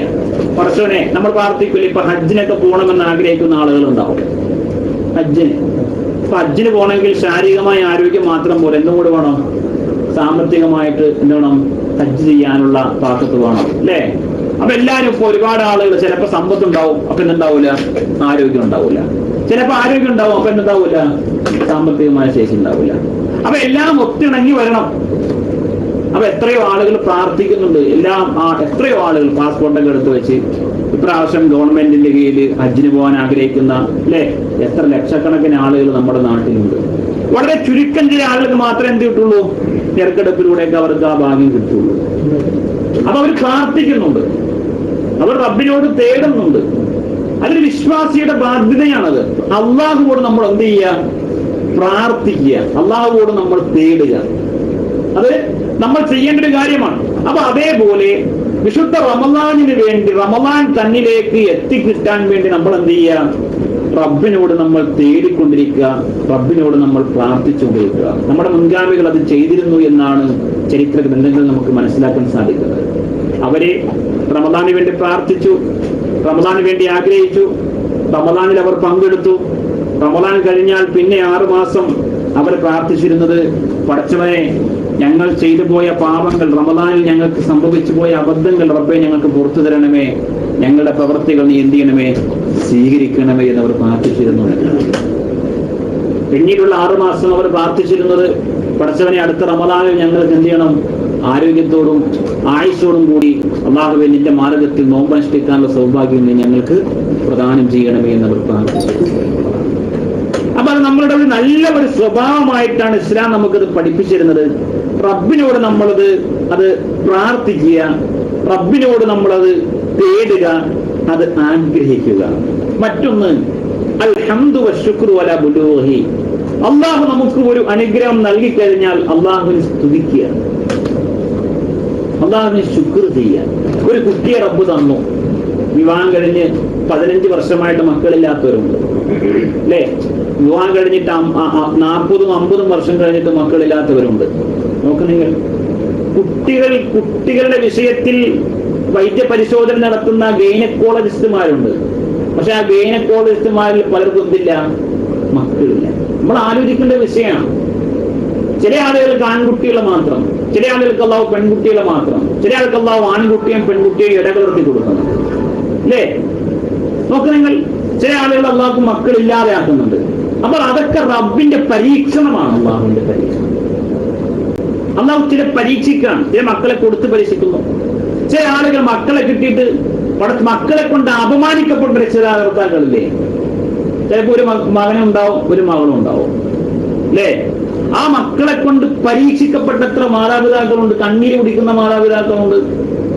അവർ പലപ്പോഴും പറയാൻ ഇങ്ങനെ ഒരു മകൻ ഇല്ലായിരുന്നെങ്കിൽ എത്ര നന്നായിരുന്നേനെന്ന് പറയുന്ന ആളുകളുണ്ട്. ഇത്രയുണ്ട്. മകൻ ഉണ്ടായിട്ട് കണ്ടില്ലേ, നമ്മൾ പത്രത്തിൽ വായിക്കുന്നില്ലേ, ഒരു കാഫറിന്റെ കൂടെ ഒരു അമുസ്ലിമിന്റെ കൂടെ ഒരു സ്വന്തം മകള് മറ്റന്നാൾ വിവാഹം നിശ്ചയിച്ചു വെച്ചിരിക്കുന്നു. ഒരു ക്ഷേത്ര പൂജാരിയുടെ കൂടെ ഇന്ന് മകൾ എന്ത് ചെയ്യുന്നു, ഓടിപ്പോവുക. നമ്മൾ ആലോചിച്ചു ആ ഉപ്പയുടെയും ഉമ്മയുടെയും മാനസികമായിട്ടുള്ള അവസ്ഥ എന്തായിരിക്കും? എങ്ങനെ, എന്തൊക്കെ പ്രതീക്ഷകളാണ് ആ മകളെ കുറിച്ച് ആ ഉപ്പക്കും ഉമ്മക്കും ഉണ്ടായിരിക്കുക? എങ്ങനെയായിരിക്കും അവർ ഈ ദിവസങ്ങൾ തള്ളി നീക്കുക? അവരുടെ കൺമുന്നിൽ തൊട്ടയൽവാസിയാണ്, തൊട്ടയൽവാസിയുടെ കൂടെയാണ് തന്റെ മകൾ പോകുന്നത്, നടക്കുന്നത്, ജീവിക്കുന്നത്. മതം മാറി, വിശ്വാസം മാറി, മറ്റൊരു അന്യപുരുഷന്റെ കൂടെ. നോക്ക് നിങ്ങൾ അല്ലേ, ജീവിതകാലം മുഴുവനും അവരുടെ മനസ്സിന് സമാധാനം ഉണ്ടാവുമോ? ഒരു സ്വസ്ഥത അവർക്ക് കിട്ടുമോ? അപ്പൊ എന്താണ്? അപ്പൊ റബ്ബ് നമുക്ക് നൽകുന്ന അനുഗ്രഹങ്ങൾ, ആ അനുഗ്രഹങ്ങൾക്ക് റബ്ബിനോട് നമ്മൾ നന്ദി കാണിക്കുന്നവരാണ്. റബ്ബിന് ശുക്ർ ചെയ്യാൻ, അത് എന്തുമായിക്കൊള്ളട്ടെ. നല്ലൊരു ജോലി ലഭിച്ചു, നല്ലൊരു ഉദ്യോഗം കിട്ടി, ആ റബ്ബിനെ സ്തുതിക്കുക, റബ്ബിനെ മഹത്വപ്പെടുത്തുക, അള്ളാഹിന്റെ മുമ്പിൽ കൂടുതൽ വിനയാന്വിതരാവുക അല്ലേ? കൂടുതൽ അനുഗ്രഹങ്ങൾ ലഭിക്കുമ്പോൾ റബ്ബിന്റെ മുമ്പിൽ എന്താവണം? കൂടുതൽ റബ്ബിനെ നമ്മൾ വിനയാന്വിതരാകണം റബ്ബിന്റെ മുമ്പിൽ കൂടുതൽ അല്ലെ? ഒരു മരത്തിന്റെ ചില്ലയിൽ ഫലങ്ങൾ വർദ്ധിക്കും തോറും ആ ചില്ല മുകളിലേക്ക് പോവില്ല, ആ ചില്ല എന്ത് ചെയ്യും? താഴേക്ക് വരും. ഫലങ്ങൾ ഒരു കൊമ്പിൽ വർദ്ധിക്കും തോറും ആ കൊമ്പ് താഴേക്കാ വരുന്നത്, മുകളിലേക്ക് പോവില്ല. അപ്പൊ അതേപോലെ ആവണം നമുക്ക് റബ്ബ് നിഅ്മത്ത് നൽകുന്നതിനനുസരിച്ച് നമ്മൾ റബ്ബിന്റെ മുമ്പിൽ ചെറുതാവണം, വലുതാവരുത്. നമ്മൾ വലിയവരെന്ന ഭാവം നമുക്ക് വരാൻ പാടില്ല. അല്ലാഹു അക്ബർ അല്ലേ? നമ്മളൊരു കർമ്മ നമസ്കാരം ആരംഭിക്കുന്നത് അല്ലാഹു അക്ബർ, ബാങ്ക് വിളി തുടങ്ങുന്നത് അല്ലാഹു അക്ബർ, അല്ലാഹുവാണ് ഏറ്റവും വലിയവൻ. അത് എല്ലാവരും പറയുന്നുണ്ട്. ഇവിടുത്തെ രാജാവും ഇവിടുത്തെ മന്ത്രിയും ഇവിടുത്തെ കളക്ടറും എല്ലാവരും, ലോകം ഭരിക്കുന്ന പ്രസിഡന്റും എല്ലാവരും പടച്ച തമ്പുരാനാണ് ഏറ്റവും വലിയവൻ എന്ന് പറയുമ്പോൾ നമ്മൾ വലിയവരല്ല എന്നാണ് നമ്മൾ പറയുന്നത്. നമ്മൾ ചെറിയവരാണ് അല്ലേ? നമ്മൾ അല്ലാഹുവിന്റെ മുമ്പിൽ നമ്മൾ വലിയവരല്ല, നമ്മൾ അല്ലാഹുവിന്റെ മുമ്പിൽ വളരെ ചെറുതാണ് എന്ന ബോധം, ആ ബോധമാണ് ഈ തക്ബീറുകളിലൂടെ ഇസ്ലാം നമുക്ക് നൽകുന്നത്. അതാണ് ഒരു കവി പറഞ്ഞില്ലേ, ഒരു മനുഷ്യൻ പർവ്വതത്തിന്റെ മുകളിൽ കയറി, എന്നിട്ട് ആ മനുഷ്യൻ താഴേക്ക് നോക്കിയപ്പോൾ അദ്ദേഹം കാണുന്നത് കുറെ കൊച്ചു മനുഷ്യർ, ചെറിയ മനുഷ്യർ. അപ്പൊ അദ്ദേഹത്തിന് തോന്നി, ഞാൻ തന്നെയാണ് മെച്ചം, ഞാൻ തന്നെയാണ് വലുത്, താഴെയുള്ള ആളുകളൊക്കെ വളരെ ചെറുതാണ് എന്ന്. എന്നിട്ട് കവി പറയുകയാണ്, ആ മനുഷ്യൻ ചിന്തിക്കുന്നില്ല. ആ മുകളിൽ കയറി നിൽക്കുന്ന, പർവ്വതത്തിന്റെ മുകളിൽ കയറി നിൽക്കുന്ന മനുഷ്യൻ ചിന്തിക്കുന്നില്ല. ആ ചെറിയ മനുഷ്യർ ആ ഭൂമിയിൽ നിന്ന് പർവ്വതത്തിന്റെ മുകളിലുള്ള ആ മനുഷ്യനിലേക്ക് നോക്കിയാൽ ഈ ഭൂമിയിലുള്ള മനുഷ്യർക്കും ആ മനുഷ്യനെ എങ്ങനെ കാണാൻ സാധിക്കുക? വളരെ ചെറുതായിട്ടാണ്. അപ്പൊ നമ്മൾ മറ്റുള്ളവരെ ചെറുതാക്കുമ്പോൾ നമ്മൾ ആ മനുഷ്യരുടെ മുമ്പിൽ എന്താവാണ്? ചെറുതാവുക ചെയ്യുക. നമ്മൾ വലുതാവുകയല്ല ചെയ്യുക. നമ്മൾ അള്ളാഹുവിന്റെ മുമ്പിൽ നമ്മൾ ചെറുതാവുക ചെയ്യുക. മനുഷ്യരുടെ മുമ്പിൽ മാത്രമല്ല, നമുക്കൊരു റെസ്പെക്ട് കിട്ടില്ല, ഒരു ബഹുമാനം കിട്ടില്ല, ഒരു ആദരവ് കിട്ടില്ല, നമ്മളെ പരിഗണിക്കുന്ന പോലുമില്ല, നമ്മളെ അനുസരിക്കില്ല, നമ്മളെ പരിഗണിക്കില്ല. അത്തരക്കാർക്ക് ഇഹത്തിലും പരത്തിലും അവർക്ക് നിന്ദയായിരിക്കുമെന്നാണ്. കാറൂൻ സമ്പത്ത് കൂടിയിട്ട് ഈ പണ്ട് അദ്ദേഹത്തിന്റെ ഖജാനയിലെ താക്കോല് വഹിക്കാൻ വേണ്ടിയിട്ട് കുറെ ജോലിക്കാരുണ്ടായിരുന്നു എന്നാണ്. കാറൂൻ മൂസാ നബി അലൈഹി സ്വലാത്തു വസ്സലാമിയുടെ കാലഘട്ടത്തിൽ ജീവിച്ച് വലിയൊരു സമ്പന്നനായിരുന്നു കാറൂൻ. അത്ര വലിയ സമ്പന്നൻ, ഭയങ്കര സമ്പന്നൻ. അവന്റെ താക്കോൽ കൂട്ടം വഹിക്കാൻ ഒരുപാട് ആളുകൾ, അത് ചുമക്കാൻ വേണ്ടിയിട്ട് കുറെ ആൾക്കാർ. അവസാനം കാറൂന് തോന്നി ഞാൻ എന്തൊക്കെയോ കാണുന്നു. ആൾക്കാർ പറഞ്ഞു, കാറൂനെ നിനക്ക് അള്ളാഹു ഒരുപാട് അനുഗ്രഹങ്ങൾ തന്നിട്ടില്ലേ, നിനക്ക് അള്ളാഹുവിന് കീഴ്പ്പെട്ട് ജീവിച്ചുകൂടെ, നന്നായിക്കൂടെ? അപ്പൊ അദ്ദേഹം പറഞ്ഞു, ഇതൊക്കെ ഞാൻ എന്റെ സാമർത്ഥ്യം കൊണ്ട് ഉണ്ടാക്കിയതാണ്. നോക്ക് നിങ്ങൾ, ഞാൻ എന്റെ കഴിവുകൊണ്ട് നേടിയെടുത്തതാണ്. അവസാനം അവനെ അള്ളാഹു ഭൂമിയുടെ ഉള്ളിലേക്ക് താഴ്ത്തി കളഞ്ഞു. നോക്ക് നിങ്ങൾ, ഭൂമിയുടെ ഉള്ളിലേക്ക് അവനും അവന്റെ കൊട്ടാരവും അവന്റെ പത്രാസും അവന്റെ സമ്പത്തും ഒക്കെ ഭൂമിയുടെ ഉള്ളിലേക്ക് അള്ളാഹു ആഴ്ത്തിക്കളഞ്ഞു എന്നാണ് ഖുർആൻ പറയുന്നത്. നമ്മളത് കണ്ടില്ലേ നേപ്പാളില്? അല്ലേ? ചെറിയ ഒരു നിമിഷം, ഒരുപാട് സമയമൊന്നുമില്ല, ചെറിയ സമയങ്ങൾ അള്ളാഹു ഒന്ന് ചെറുതായിട്ടൊന്ന് കുലുക്കി. നമ്മുടെ നാട്ടിൽ എത്ര ഹൈടെക് യുഗമാണെങ്കിലും ഭൂമി കുലുങ്ങി എന്താ ചെയ്യാൻ പറ്റുക? പക്ഷികൾ, കാക്കയും തത്തമ്മയും ഒക്കെ എന്ത് ചെയ്യൂ? അത് പറന്നു പോകും. നമുക്ക് നിങ്ങൾ മറ്റുള്ള പറക്കാൻ കഴിയുന്ന ജീവജാലങ്ങൾ വളരെ ചെറുതാണ്, അവര് വളരെ നിസ്സാരമാണ്. പക്ഷെ ആ സമയത്ത് അവയൊക്കെ രക്ഷപ്പെടും, അല്ലേ? അവയെ നിയന്ത്രിച്ചു നിർത്തുന്ന, അവയെ പരിശീലിപ്പിക്കുന്ന, എല്ലാത്തിന്റെയും മുകളിൽ ആധിപത്യം സ്ഥാപിച്ചിട്ടുള്ള മനുഷ്യൻ എന്ത് ചെയ്യുക? മനുഷ്യൻ അങ്ങോട്ട് പരക്കം പായുക, മനുഷ്യൻ നിലവിളിക്കുക, മനുഷ്യൻ ഓടുക. എന്താ ചെയ്യാൻ സാധിക്കുക? ഭൂമിയുടെ ഉള്ളിലേക്ക് പോകുമെന്നുള്ളത് അത് റബ്ബ് സുബ്ഹാനഹു വ തആല നമുക്ക് കാണിച്ചു തന്നു, കാണിച്ചു തരികയാണ്. ഓരോ സന്ദർഭത്തിലും റബ്ബ് മനുഷ്യന്റെ ദുർബലത മനുഷ്യനെ ബോധ്യപ്പെടുത്തി കൊടുക്കുകയാണ്. മനുഷ്യ, നീ ഇത്രേ ഉള്ളൂ നീ. പക്ഷെ മനുഷ്യൻ അത് കണ്ടിട്ട് പാഠം പഠിക്കുന്നില്ല. അപ്പൊ നമ്മൾ എത്രമാത്രം റബ്ബിനെ ശുക്ർ ചെയ്യണം? നമ്മുടെ ഭൂമി കുലുങ്ങുന്നില്ല. അത് നമ്മളുടെ കഴിവല്ല, അത് റബ്ബിന്റെ കഴിവാണ്, റബ്ബിന്റെ ഔദാര്യമാണ്, അല്ലേ?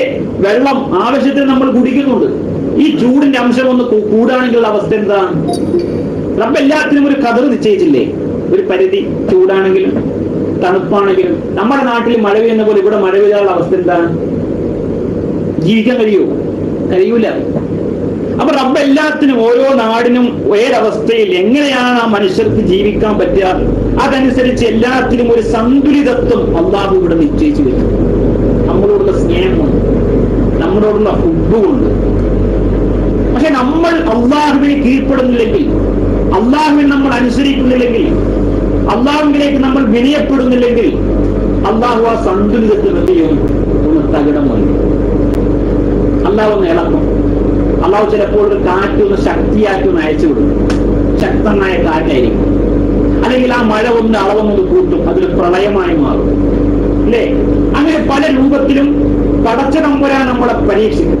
അപ്പൊ അതുകൊണ്ട് അള്ളാഹു നമുക്ക് നൽകിയതില് നമ്മൾ അള്ളാഹുവിനെ ശുക്ർ ചെയ്യുക, അള്ളാഹുവിനെ സ്തുതിക്കുക എന്നുള്ളതാണ് നമ്മൾ ചെയ്യേണ്ട ഏറ്റവും പ്രധാനപ്പെട്ട ഒരു സംഗതി. അതേപോലെ തന്നെ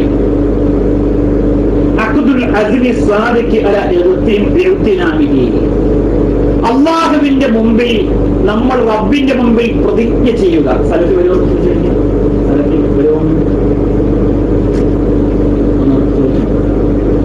അപ്പൊ അള്ളാഹുവിന്റെ മുമ്പിൽ നമ്മൾ പ്രതിജ്ഞ ചെയ്യുക, അള്ളാഹുവിന്റെ മുമ്പിൽ നമ്മൾ കരാറ് ചെയ്യുക. പടച്ചവനെ, ഈ റമദാനിൽ നിന്റെ മാർഗത്തിൽ എന്റെ കഴിവിന്റെ പരമാവധി റബ്ബേ ഞാൻ നിനക്ക് കീഴ്പ്പെട്ടുകൊള്ളാം, നിന്നോടുള്ള കരാറുകൾ ഞാൻ പാലിച്ചു കൊള്ളാം. ഈ റമദാനിനെ ഞാൻ ആദരിച്ചു കൊള്ളാം, ഇതിനെ ഞാൻ മഹത്വപ്പെടുത്തിക്കൊള്ളാം എന്ന് റബ്ബിന്റെ മുമ്പിൽ നമ്മൾ പ്രതിജ്ഞ ചെയ്യുക. അത് ഒരു വിശ്വാസിയുടെ ബാധ്യതയാണ്. നമ്മൾ നമസ്കരിച്ചു, ഇശാ നമസ്കാരത്തിൽ നമ്മൾ നമസ്കാരത്തിൽ കൈകെട്ടി നെഞ്ചത്ത് കൈവച്ച് റബ്ബിന്റെ മുമ്പിൽ നമ്മൾ പ്രതിജ്ഞ ചെയ്തു. എല്ലാ മനുഷ്യരും, സ്ത്രീയും പുരുഷനും കുട്ടികളും മുതിർന്നവരും എല്ലാവരും വജ്ജഹത്തു വജ്ഹിയല്ലദീ ഫതറ അസ്സമാവാതി വൽ അർള ഹനീഫൻ മുസ്ലിമ വമാ അന മിനൽ മുശ്രിക്കീൻ. പടച്ചവൻ, ഞാൻ ശിർക്ക് വെച്ചവനല്ല, ഞാൻ ശിർക്ക് ചെയ്യൂല, ഇങ്ങനെ ഞാൻ പങ്കുചേർക്കില്ല. ഇന്ന സ്വലാത്തി, എന്റെ നമസ്കാരം, വനുസുക്കി, എന്റെ ബലികർമ്മം, മഹിയായ, എന്റെ ജീവിതം, മമാത്തി, എന്റെ മരണം, ലില്ലാഹി റബ്ബിൽ ആലമീൻ, സർവലോക സംരക്ഷകനായ റബ്ബേ നിനക്കാണ് എന്ന് നമ്മൾ കൈകെട്ടി റബ്ബിന്റെ മുമ്പിൽ നമ്മൾ പറഞ്ഞു. ഇല്ലേ? നമുക്ക് എപ്പോഴാണ് കിട്ടുന്നത്?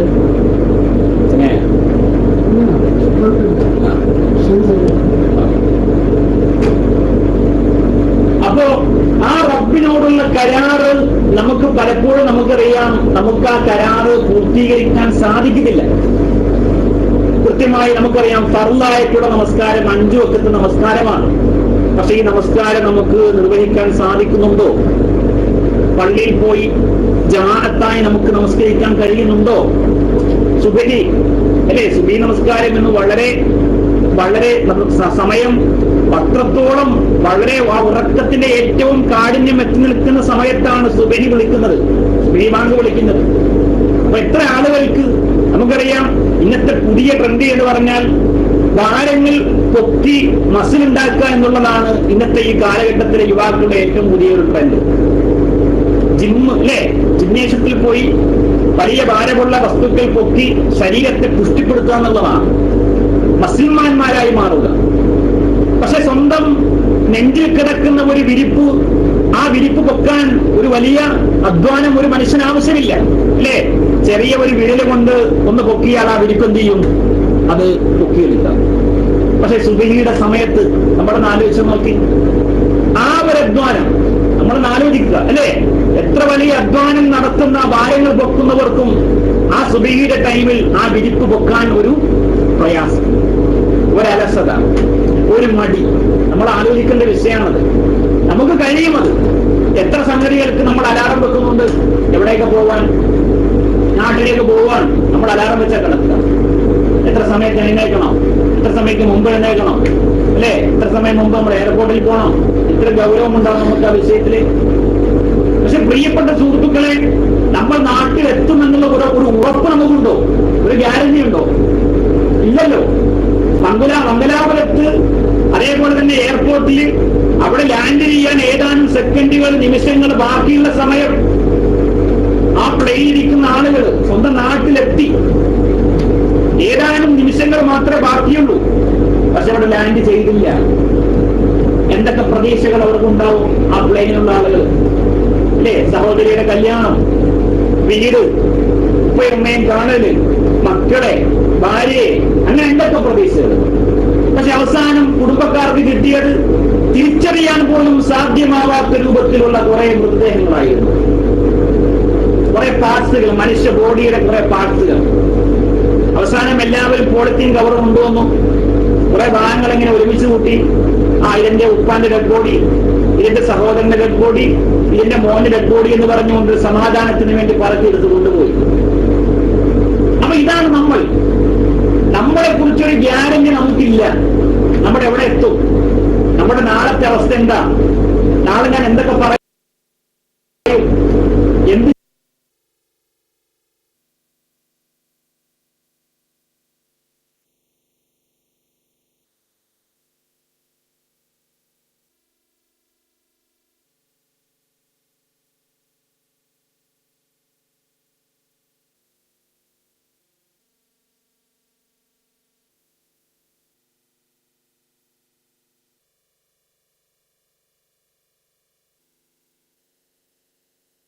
ചിന്തിക്കും.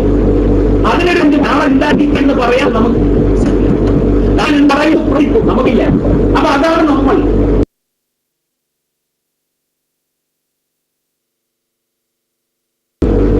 അതിന്റെ ഇതിലും അള്ളാഹുവിന്റെ അടുക്കൽ എന്തല്ല ശിക്ഷിക്കപ്പെടില്ല.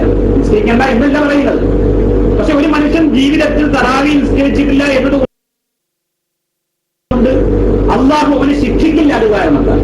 പക്ഷെ സക്കാത്ത് കൊടുത്തില്ലെങ്കിലോ അള്ളാഹുവിനൊക്കെ ശിക്ഷയുണ്ട്. അത് കൊടുത്തേ പറ്റൂ അല്ലേ? തന്റെ അധ്വാനത്തിന്റെ 2.5% തന്റെ അടിസ്ഥാന ചെലവുകൾ കഴിഞ്ഞ് 590 ഗ്രാം വെള്ളിക്ക് സമാനമായിട്ടുള്ള സംഖ്യ അതിന്റെ 2.5% അവന്റെ അടിസ്ഥാന ചെലവുകൾ കഴിഞ്ഞ് പാവപ്പെട്ടവന് കൊടുക്കണം. കൊടുത്തും അത് പാവപ്പെട്ടവരുടെ ഔദാര്യമല്ല, അത് അവരുടെ അവകാശമാണെന്ന് ഇസ്ലാം പറയുന്നത്. 28 സ്ഥലത്ത് നമസ്കാരത്തിന്റെ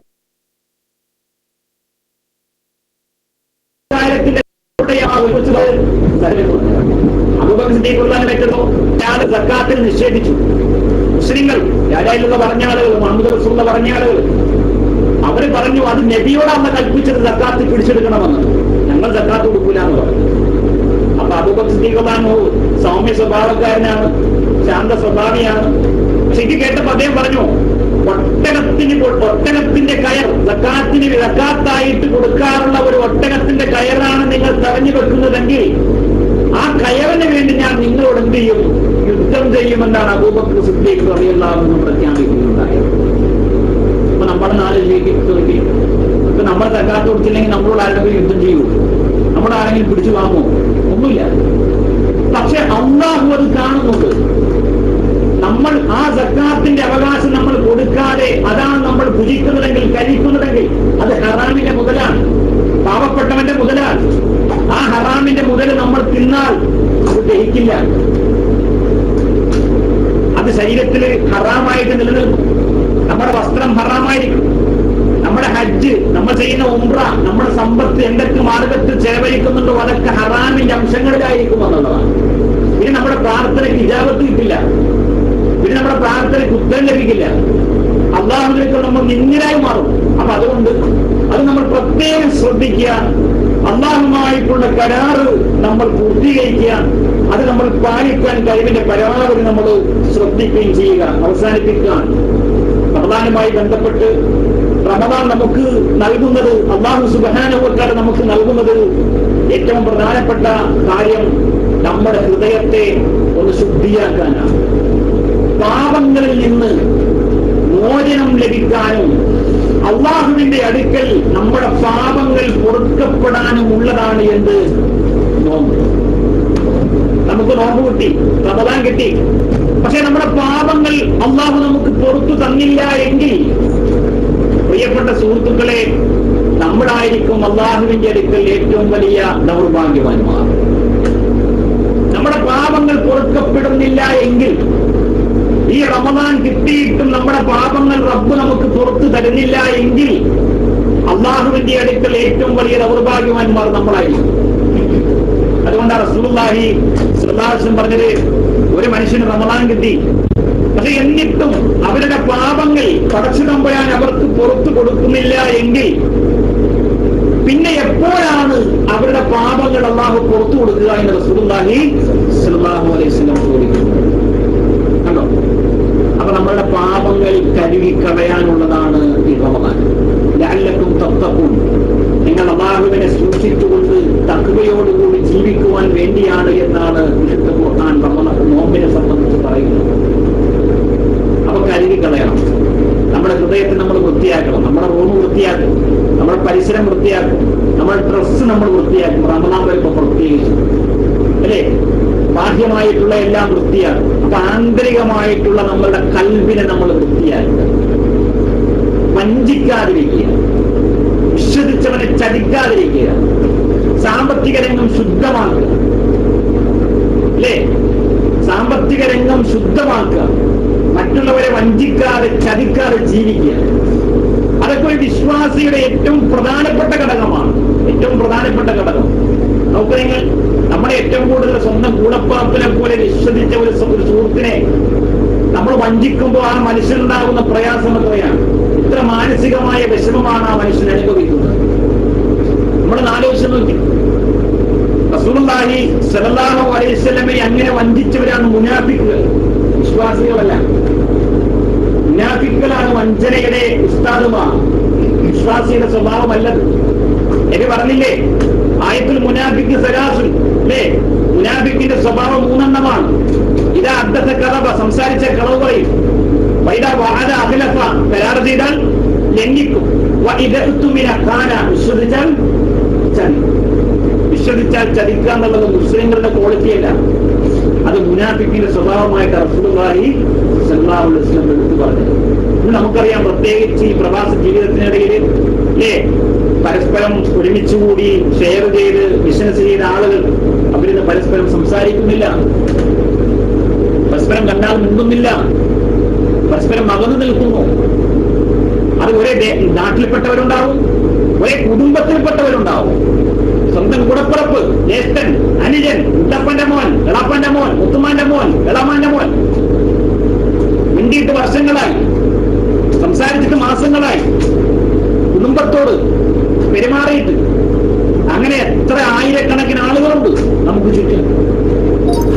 അപ്പൊ പ്രിയപ്പെട്ട സുഹൃത്തുക്കളെ, നമ്മൾ മനസ്സിലാക്കുക, ഈ റമദാൻ അല്ലാഹുവുമായിട്ടുള്ള ബന്ധം നന്നാക്കുന്നത് പോലെ തന്റെ സമൂഹവുമായിട്ടുള്ള ബന്ധം, തന്റെ സഹോദരങ്ങളുമായിട്ടുള്ള ബന്ധം നന്നാക്കാൻ കൂടിയുള്ളതാണെന്ന് റമദാൻ. സാമ്പത്തികമായി വഞ്ചനയും ചതിവും നടന്നിട്ടുണ്ട്, പൊരുത്തപ്പെടിയില്ല. ആ മനുഷ്യന് കൊടുക്കാനുള്ളത് കൊടുത്തു തീർക്കുക. കടം കൊടുത്തിട്ട് വഞ്ചിച്ച് ജീവിക്കുന്നവർ, കൊടുക്കാതെ ഒളിച്ച് ജീവിക്കുന്നവർ, നാളെ തരാം മറ്റന്നാൾ തരാമെന്ന് പറഞ്ഞുകൊണ്ട് വഞ്ചിക്കുന്ന ആളുകൾ ഇല്ലേ സാമ്പത്തിക രംഗത്ത്, അത് കൊടുത്തു തീർക്കുക. ഒരു ഷഹീദാണെങ്കിൽ പോലും നബി പറഞ്ഞില്ലേ, ഒരു ഷഹീദിന്റെ പാപങ്ങൾ അല്ലാഹു പുറത്തു കൊടുക്കും, ഇല്ല ദൈൻ, എന്തൊഴികെ, കടമൊഴികെ എന്നാ റസൂലുള്ളാഹി സ്വല്ലല്ലാഹു അലൈഹി വസല്ലം. കടം അല്ലാഹു കൊടുക്കൂല. ഷഹീദ് അള്ളാന്റെ മാർഗത്തിൽ ഷഹീദായ ആളുടെ അവസ്ഥയെ പറഞ്ഞിട്ടുണ്ട്. അപ്പൊ നമ്മളത് പ്രത്യേകം ഗൗനിക്കുക. അപ്പൊ ഈ റമദാന്റെ മുമ്പ് നമ്മളുടെ ഒരുക്കം ഇങ്ങനെയായിരിക്കണം. നമ്മുടെ പരിസരം വൃത്തിയാക്കുന്നതിലും പള്ളി ബോഡി പിടിപ്പിക്കുന്നതിലും വസ്ത്രം ശുദ്ധിയാക്കുന്നതിലും റൂം വൃത്തിയാക്കുന്നതിലും മാത്രം ശ്രദ്ധ കേന്ദ്രീകരിക്കാതെ നമ്മളുടെ ഉള്ളിൽ നമ്മൾ എന്ത് ചെയ്യുക, നമ്മൾ വൃത്തിയാക്കുക. സാധിക്കും. സത്യവിശ്വാസികളെ, നിങ്ങൾ അല്ലാഹുവിനെ സൂക്ഷിക്കുവിൻ, സാധിക്കും, നിങ്ങൾ സത്യസന്ധരുടെ കൂടെ ആകുവിൻ എന്നാണ് വിശുദ്ധ ഖുർആനിലെ പടച്ചതമ്പുരാനെ നൽകുന്നത്. അത് നമ്മൾ ഉൾക്കൊള്ളുക, നമ്മൾ പ്രാവർത്തികമാക്കുക. സുഹൃത്തുക്കളെ, അവസാനിപ്പിക്കുകയാണ്. നമ്മളെല്ലാവരും മരിച്ചു പോകും, നമ്മളെല്ലാവരും മരിച്ചു പോകും. മരണം നമ്മുടെ അടുത്തുണ്ട്, അല്ലേ? എത്ര പ്രവാസികൾ ഇവിടെ വന്ന് മരിച്ചു. ഒരു യുവാവ്, വളരെ പ്രായം ആധിക്യമില്ല, ഒരു യുവാവ്, ഓടി നടക്കുന്ന ഒരു രാഷ്ട്രീയ പ്രവർത്തകൻ, മതരംഗത്ത് ഊർജ്ജസ്വലനായ ഒരു യുവാവ് അല്ലേ, വീഴുന്നു, മരിക്കുന്നു. ഖബർ ഇവിടെ, നമ്മുടെ ഖബർ എവിടെയായിരിക്കും? ഖത്തറിലായിരിക്കുമോ? നാട്ടിലായിരിക്കുമോ? സമുദ്രത്തിലായിരിക്കുമോ? നമുക്കൊരു ഉറപ്പുമില്ല, ഒരു ഗ്യാരണ്ടിയുമില്ല. അപ്പൊ അതുകൊണ്ട് നമ്മൾ അല്ലാഹുവിനെ സൂക്ഷിക്കുക. നമ്മൾ മരിച്ചു പോകുന്നവരാണ്, നമ്മളൊക്കെ മരിച്ചു പോകുന്ന ആളുകളാണ്. കുല്ലു നഫ്സിൻ ദാഇഖത്തുൽ മൗത്ത്, എല്ലാ ദേഹവും മരണത്തിന്റെ രുചി അനുഭവിക്കും, ആസ്വദിക്കുമെന്നാണ് അല്ലേ? നമ്മുടെ ഒരു വീട്ടിൽ, ഒരു റൂമിൽ എന്റെ വല്യപ്പ മരിച്ചു എന്ന് പറഞ്ഞാൽ അതിന്റെ അർത്ഥം എന്താ? അവിടെ മലക്കുൽ മൗത്ത് വന്നിട്ടുണ്ട് എന്നുള്ളതാണ്. നമ്മുടെ അരികിലൂടെയായിരിക്കും മലക്കുൽ മൗത്ത് പോയിട്ടുണ്ടാവുക, നമ്മുടെ വല്യപ്പയുടെ റൂഹ് എടുത്തിട്ടുണ്ടാവുക, അല്ലേ? പക്ഷെ നമ്മുടെ സമയമായിട്ടില്ല. നമ്മുടെ സമയമാകുമ്പോ ആ മലക്കുൽ മൗത്ത് നമ്മളിലേക്ക് തിരിഞ്ഞു വരും, നമ്മുടെ റൂഹം കൊണ്ടുപോകും. അപ്പൊ നമ്മളാക്കുന്നത് റൂഹാണ്, ആത്മാവാണ്. നമ്മുടെ മുഖമോ, നമ്മളുടെ കൈകളോ, നമ്മളുടെ കാലുകളോ, നമ്മളുടെ കണ്ണുകളോ, നമ്മളുടെ മുടിയോ ഒന്നുമല്ല നമ്മളാക്കുന്നത്. നമ്മളാക്കുന്നത് ആത്മാവാണ്, റൂഹാണ്. ആ റൂഹങ്ങ് നഷ്ടപ്പെടുമ്പോഴാണ് നമ്മൾ വീഴുന്നത്, അല്ലേ? ബോഡി അവിടെയുണ്ട്, ബോഡി ആരും കൊണ്ടുപോകില്ല, ബോഡി അവിടെയുണ്ട്. പക്ഷെ പിന്നെന്താ നഷ്ടപ്പെട്ടത്? നമ്മുടെ റൂഹാണ്.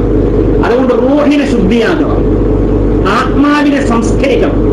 അപ്പൊ ആത്മാവിനെ സംസ്കരിക്കാനുള്ളതാണ് ഈ റമദാൻ. ഈ നമസ്കാരവും റമദാനൊക്കെ നമ്മുടെ റൂഹിനെ ശുദ്ധിയാക്കാനുള്ളതാണ്. അതുകൊണ്ട് ഈ റമദാനിനെ അർഹിക്കുന്ന ഗൗരവത്തോടുകൂടി നമ്മൾ സ്വീകരിക്കുക. പകലുകൾ വിവാദത്തിൽ നമ്മൾ സജീവരാവുക. അള്ളാഹു നമ്മൾ അനുഗ്രഹിക്കുമാറാവട്ടെ. നമ്മുടെ പാപങ്ങൾ പടച്ച തമ്പുരാൻ നമുക്ക് പുറത്ത് മാപ്പാക്കി തരുമാറാവട്ടെ. നാളെ പരലോകത്ത് ഖുർആൻ ശഫാഅത്ത് ചെയ്യുന്ന, ശുപാർശ പറയുന്ന, അതേപോലെ നോമ്പ് ശഫാഅത്ത് ചെയ്യുന്ന ഭാഗ്യവാന്മാരിൽ അള്ളാഹു നമ്മെ ഉൾപ്പെടുത്തി അനുഗ്രഹിക്കുമാറാവട്ടെ. കഠിനമായ രോഗങ്ങളിൽ നിന്ന്, പരീക്ഷണങ്ങളിൽ നിന്ന് അള്ളാഹു നമ്മെ എല്ലാവരെയും കാത്ത് രക്ഷിക്കുമാറാവട്ടെ. എല്ലാ വർഗീയ ഫാസിസ്റ്റ് ശക്തികളുടെ കുതന്ത്രങ്ങളിൽ നിന്ന് അള്ളാഹു നമ്മുടെ സമുദായത്തെ കാത്ത് രക്ഷിച്ച് അനുഗ്രഹിക്കുമാറാവട്ടെ. നമ്മളിൽ നിന്ന് മരണപ്പെട്ടു പോയ നമ്മളുടെ മാതാപിതാക്കൾ, നമ്മളുടെ ഗുരുനാഥന്മാർ, അള്ളാഹു അവരുടെ ഖബറിടം വിശാലമാക്കി കൊടുക്കുകയും അവരോടൊപ്പം സ്വർഗ പൂങ്കാവനത്തിൽ അള്ളാഹു നമ്മളെ ഒരുമിച്ച് കൂട്ടി അനുഗ്രഹിക്കുകയും ചെയ്യുമാറാവട്ടെ. അള്ളാഹുവേ, നിന്റെ മതത്തിൽ സ്ഥിരതയോടുകൂടി, മനസ്സുറപ്പോടുകൂടി, യാതൊരു ചാഞ്ചല്യവുമില്ലാതെ, യാതൊരു സംശയവുമില്ലാതെ നീ അയച്ച പ്രവാചകനിലും നിന്റെ ഖുർആനിലും മുറുകെ പിടിച്ചുകൊണ്ട് ജീവിച്ചു മരിക്കാനുള്ള സൗഭാഗ്യം നീ ഞങ്ങൾക്ക് പ്രദാനം ചെയ്ത് അനുഗ്രഹിക്കണം എന്ന് പുരാനെ. അല്ലാഹുവേ, ഞങ്ങളെ എല്ലാവരെയും, പ്രത്യേകിച്ച് നമ്മളുടെ മക്കൾ, ഞങ്ങളുടെ സന്താനങ്ങൾ, അവരെ നല്ല ഇസ്സത്തോടുകൂടി നിന്റെ മാർഗത്തിൽ ജീവിച്ച് അവിടെ വളർത്താനുള്ള തൗഫീഖ് ഞങ്ങൾക്ക് നീ പ്രദാനം ചെയ്ത് അനുഗ്രഹിക്കണമേ തമ്പുരാനെ. അല്ലാഹുവേ, ഞങ്ങളുടെ മക്കളിൽ നിന്ന് ഒരു നിന്ദ്യത, ഒരു അപമാനം നീ ഞങ്ങൾക്ക് ഉണ്ടാക്കല്ലേ തമ്പുരാനെ. ഞങ്ങളുടെ ഭാര്യയിലും ഞങ്ങളുടെ മക്കളിലും നീ ഞങ്ങൾക്ക് കൺകുളിർമ പ്രദാനം ചെയ്ത് അനുഗ്രഹിക്കണമേ തമ്പുരാനെ. അല്ലാഹുവേ, ഞങ്ങളുടെ ഉപജീവനത്തിൽ, ഞങ്ങളുടെ ബിസിനസ്സിൽ, ഞങ്ങളുടെ ജോലികളിൽ അല്ലാഹുവേ നീ ഞങ്ങൾക്ക് ഖൈറും ബർക്കത്തും പ്രദാനം ചെയ്ത് അനുഗ്രഹിക്കണമേ തമ്പുരാനെ. അല്ലാഹുവേ, ഞങ്ങളിൽ നിന്ന് ഒരുപാട് സുഹൃത്തുക്കൾ, ഞങ്ങളുടെ സഹോദരങ്ങൾ പല രാജ്യത്തും ഇതേപോലെ പ്രവാസ ജീവിതം നയിക്കുന്ന ആളുകൾ, അതേപോലെ ഞങ്ങളുടെ നാട്ടിൽ ജീവിക്കുന്ന ഞങ്ങളുടെ മാതാപിതാക്കൾ, ഞങ്ങളുടെ സഹോദരങ്ങൾ, അല്ലാഹുവേ, എല്ലാവരുടെയും നല്ല മുറാദുകൾ, നല്ല ആഗ്രഹങ്ങൾ നീ അവർക്ക് സഫലീകരിച്ചു കൊടുത്ത് അനുഗ്രഹിക്കണമേ തമ്പുരാനെ. കഠിനമായ രോഗങ്ങളിൽ നിന്ന് നീ ഞങ്ങളെല്ലാവരെയും കാത്ത് രക്ഷിക്കണമേ തമ്പുരാനെ. റബ്ബന ലാ തുസിഗ് ഖുലൂബനാ ബഅദ ഇദ് ഹദൈതനാ വഹബ് ലനാ മിൻ ലദുൻക റഹ്മ ഇന്നക അൻതൽ വഹ്ഹാബ്. റബ്ബന ഇഗ്ഫിർ ലനാ വലിഇഖ്വാനിന الذين سبقونا بالإيمان ولا تجعل في قلوبنا غلا للذين آمنوا ربنا إنك رؤوف رحيم. ربنا آتنا في الدنيا حسنة وفي الآخرة حسنة وقنا عذاب النار. وآخر دعوانا أن الحمد لله رب العالمين. السلام عليكم ورحمة الله وبركاته.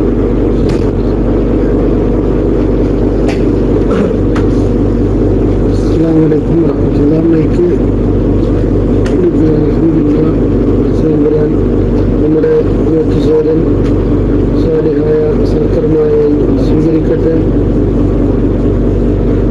റമദാനെ കുറിച്ച് നമുക്ക് പഠനാർഹമായ ഒരു ക്ലാസ് തന്ന ബഹുമാനിയായ റഫീഖിലമയ്ക്ക് മദീന ഖലീഫ പോയിന്റിന്റെ പേരിൽ നന്ദി അറിയിക്കുന്നു. സാറുമാരെ മൈക്കിലേക്ക് വരിക. ആരെങ്കിലും